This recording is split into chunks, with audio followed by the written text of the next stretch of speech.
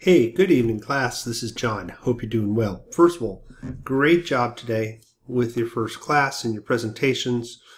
I think you gained some tremendous insights to your clients and their client situation. I want to supplement that insight so I can help you be a little bit more strategic and help you with your preparation for your first client meeting. This particular lecture will help you as you try to formulate questions, learn more about your client's marketing situation and goals, and what the scope of work really should be. So we're going to talk about situational analysis, and situational analysis is really very, very key. Before you can go forward, you need to understand the client's present situation. And in any marketing plan, this is actually the first area that a marketing plan addresses. And it's probably the most critical part, because if you don't understand where you're at, you don't know where to go. There's four pieces to the situational analysis. Okay, present business status, environmental scan, 5 forces, and SWOT. I'm going to go into this a little bit further so that at least you have some foundation as we continue forth in our discussions on Wednesday, so that you can be prepared for the client meetings by having good questions that get at these issues. So, present business. This is very critical up front. Understand what's happening. Usually a client goes to a consulting firm or an agency because there's something with the present business. And so you need to have that discussion about what's the present volume in sales and how does it compare to expectations. And what are the trends that are up and down? What are the relative growth rates? And this is versus the industry, but also in terms of how the company has done versus in the past. We have one client, for instance, in Geoform International, where the sales have been down since loss of one of the principals in that company. The other questions end up being is life cycle of products. Are they in the beginning or at the end of that life cycle? If they're at the end of the life cycle, should they be investing into marketing programs and campaigns? Or should they be launching something new in terms of products? Case example is August Ridge is launching a new tasting room. So that's going to be very exciting. They haven't any new bottles of wine or types of wine. This is something they want to invest in as well. And then, are there any major changes happening in the business? And again, it could be a partner who leaves. It could be a new owner. It could be something that's happening environmentally, which we'll get into a little further. But you want to find out what major changes happen. It could be a supply issue that's there. It could be a major client that walks away. Okay, so these are things I personally have had to deal with in running an agency and a business. And these are things that many of these business owners are dealing with as well. And last but not least, a discussion. How healthy is the business? Environmental scale, and this is very straightforward. What trends are favoring? What's the wave that's pushing a particular trend? And you want to be ahead of that wave. You know, is it technologic? Is it social, cultural? Is it something like, for instance, in terms of packaging, in terms of more green, environmental friendly packaging? So those are things you want to really get ahead of. Is there a food trend that's now leading to a certain beverage trend that ties in there as well? And likewise, is you have to think about factors that are going to limit growth. And these can be in, for instance, a bad economy, such as we saw at the recession.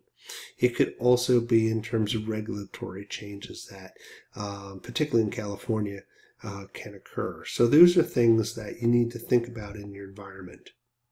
Then you have to think about what type of market you're in. Are you in a what we call a red ocean, where basically you have an established market and you're fighting for share? And many times this market, it's easy to get into because it's already established, but it's dominated by a few, and they have a lot of market power. Or like in the wine business, it could be highly fragmented.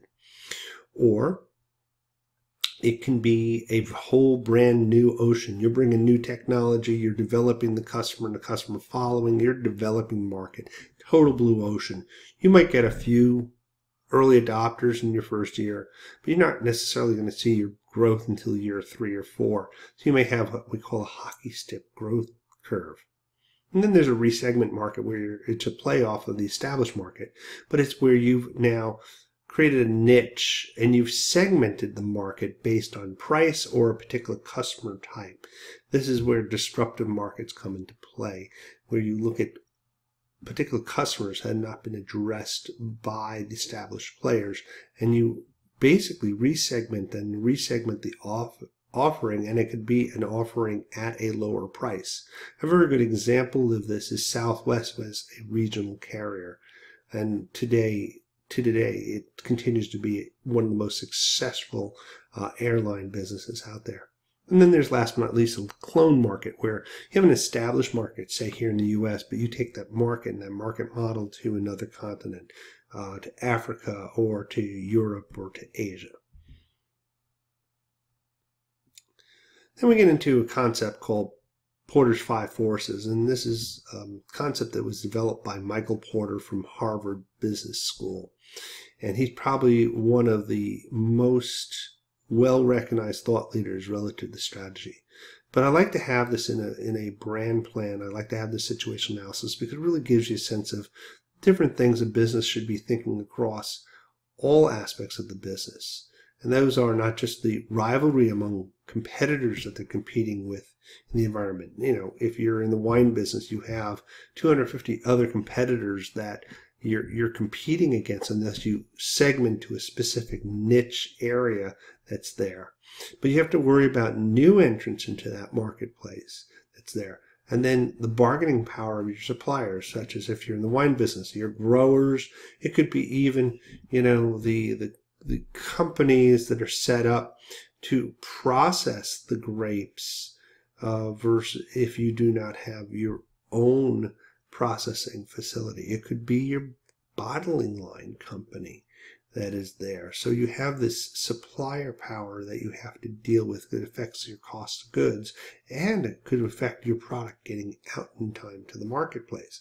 And then there's the threat of substitute products. So, you know, for wine, what's a natural substitute? Well, craft beer has now come into play of becoming a substitute. And if you go to other parts of the country, you find that what's happening is actually the distillery business is becoming quite in vogue in different parts of the country. And in Paso Robles, we now have a number of distilleries.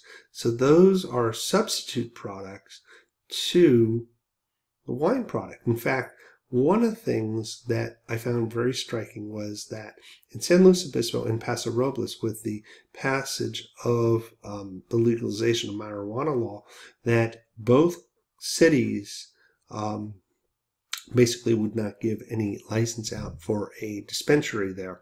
And in Paso, it makes a whole lot of sense because now you have potentially a substitute product to wine that's there. And then last but not least is really a bargaining power of your buyers and understanding who your buyer is, which really gets into this whole concept of who is your customer. And this is a key question. Can you paint the picture who your customer, what that looks like?